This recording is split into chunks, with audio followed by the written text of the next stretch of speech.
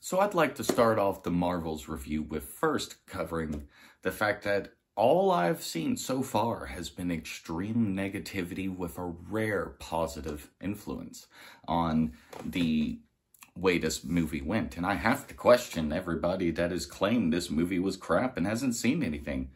Like, what do you mean? I had to watch it twice just to be able to write any of my review stuff down. That movie was amazing. Beyond the flirting part, like, that was cute, that was awesome. It's not necessarily something I needed, but hey, it works. And so when it comes to the characters themselves, you know, a lot of people, I've seen this one channel, I'm trying to remember if it was the, I don't remember his name, I'll end up putting it in the review at the bottom. But this one channel was claiming that Miss Marvel, or Captain Marvel, is a villain. Where did you see that in the movie? She thought she was right about that? Like, it literally cleared up everything since she left in the 90s. The only reason she came back was because Fury called her. She actually didn't feel worthy of coming home because she failed. The amount of character growth from Captain Marvel to now has shown her grow from a brainwashed soldier that didn't even remember who she was or how to be happy to someone who started to rebuild her life and find her new purpose in life. She also remembered how she left, and it really didn't make her feel okay with going home. Kamala, man, I knew they were going to start the movie with her, and it's fine. Like, she's the youngest one. She's the newest one coming up. But I love the little imagination vision that they do. It's always been something I've cherished throughout the show, which I do have a review coming out on that one because, like I said, anti-fans consistently are spouting BS and lies and just making stuff up for clicks and views. So I guess someone needs to be honest about this stuff. But let's go back into it because, man, she matured.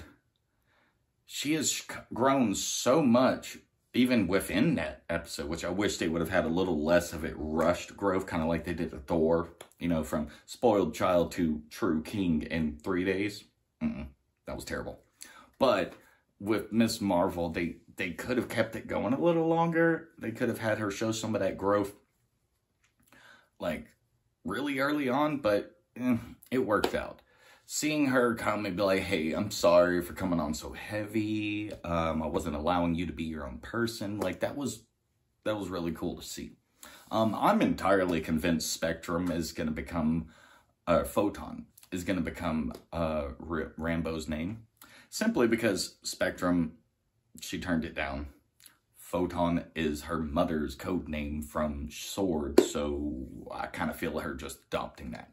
Now, let's go into the stuff with the Kree and the Skrull. Like, first off, I'm actually disappointed that we pass up the first large crossover in Marvel comic history, and that's the Skrull-Kree war.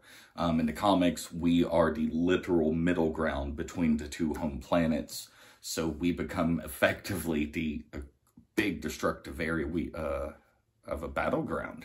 And this has taken place throughout the whole solar system. Like, the Fantastic Four got involved, the Eternals got involved, the Inhumans got involved, the X-Men got involved, the Avengers got involved. Just name them, they were involved.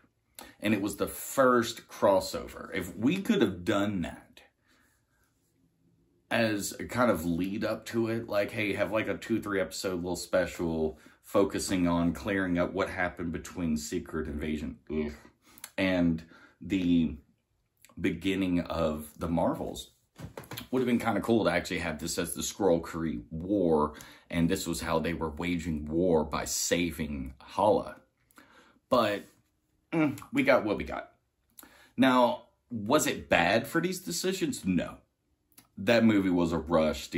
All the action scenes were great. I could have done without the Disney being Disney musical village thing. I'm glad they cut that down, even if it might have harmed the film from removing or rushing things at that point, or just kind of just, okay, cut this, put this here. Okay, now this doesn't make sense as much. There could have been some of that. I feel like we really should have thought that one out more. But was it a good movie? Yes, it built upon the three characters more than ever before. This was their most powerful and mature version so far. Each character has shown character development, not only in the film, but from their first appearance to now. And seeing how bad off the Skrulls are, and seeing them go to New Asgard, that's going to be interesting to see how that comes up, especially with the president's threats about all non-terrestrials. I feel that eventually we are going to come to, if you haven't seen the movie and you don't want to know what the post-credit scene is that I'm about to mention, cut out now, because that's all I'm talking about for the rest of it. But if you have seen it, I want to point out that what we're looking at now is two different universes, right? Side by side, there are two that could have an incursion. So one side only has the Avengers, and one side only has the X-Men. Seems like we have a potential for Avengers versus X-Men. And I'll be honest, if we don't get it, this is a really big opportunity missed. I have a whole idea of how we could have run the MCU, and you would have had Hulk versus Wolverine and Avengers versus X-Men in the first 5 years. There's no excuse to not try and build upon this like they could. But got a good chance they are if you've seen that Deadpool trailer. When I go into a more long-form review of that, I'm going to cover exactly in detail the points of how just because you've seen Binary and Beast, and then you have them referenced to Xavier. Well, we can already tell this isn't the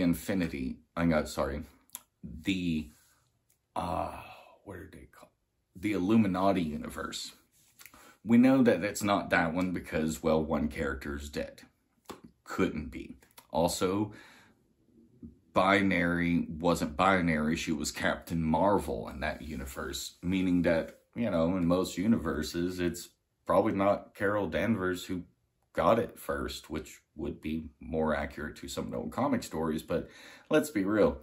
We didn't need to go through Marvel, that other person, then Maria Rambeau, then the Carol Danvers. We just should have Spectra, I got Photon, Captain Marvel, Captain Marvel, and I think the other guy was one that actually got the quantum bangles at one point and was a version of a different hero, but I don't remember the details offhand on that. That's all in this thing right there. But I will say that, no, if you didn't like this movie, it's okay. If your reason is the heroes just aren't my thing, it's like, that's cool. Watch a quick review of it to get everything that happens and move forward. It's fine. I'm not a huge fan of the Captain America movies. To me, it's just a bro movie trying to be Lethal Weapon in a wartime thing, and they kind of just were used as an excuse to not really do the Hydra as well as it could have been done. I mean, let's give credit to Agents of S.H.I.E.L.D., where they had Hydra being a problem for seasons.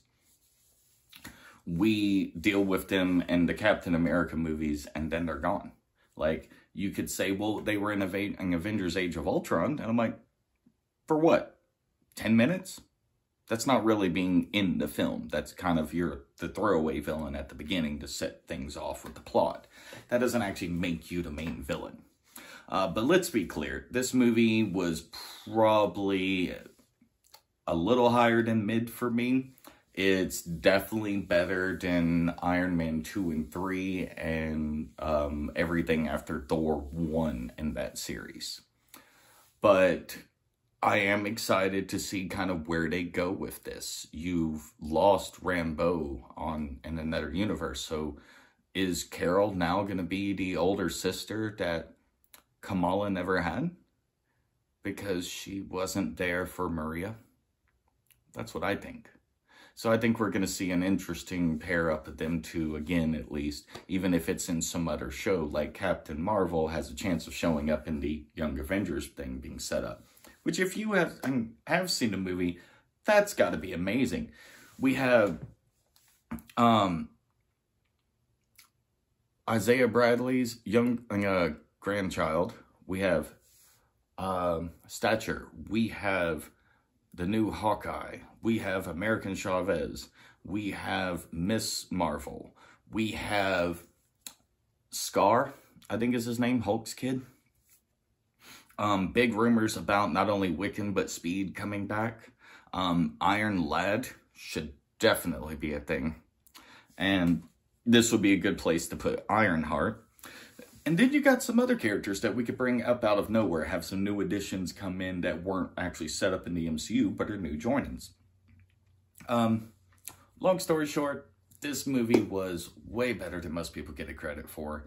And if you haven't seen it, I fully recommend going and watching it, and expect it to be one of the shortest films of the MCU, but also packed full of new lore, additional characters, more about S.H.I.E.L.D. and a sword. You get to see more of their powers. You get to see them working together and fighting on a level we haven't seen any of these characters do. Even Captain Marvel, being in as much as she has so far, has not fought or been given the respect that this character has been given in this movie. So, I hope y'all liked the review. Go ahead and follow along and be on the lookout for more shorts, and eventually our tabletop system will come back in.